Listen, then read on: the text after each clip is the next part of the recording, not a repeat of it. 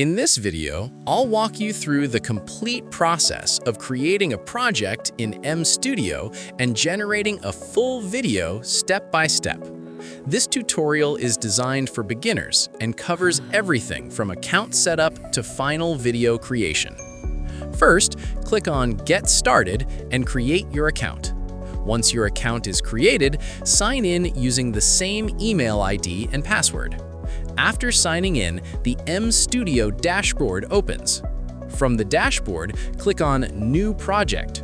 Here, you can create both short films and long films. Enter your project name and add a short project description. Next, choose the project resolution, landscape or portrait, depending on your requirement.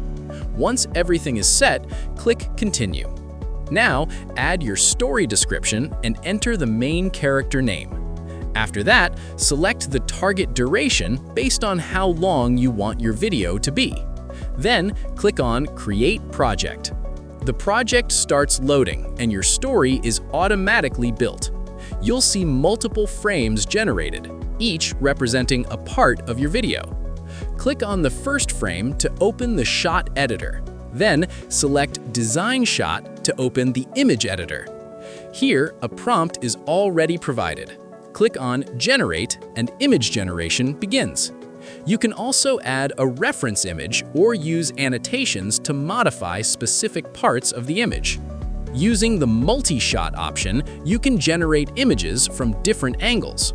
To convert an image into a video, click on Add Motion. A prompt box appears below.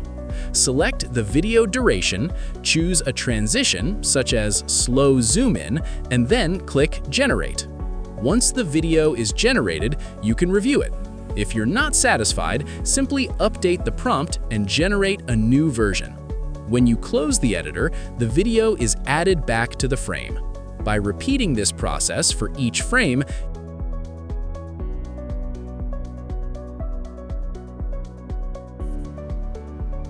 your complete video is generated.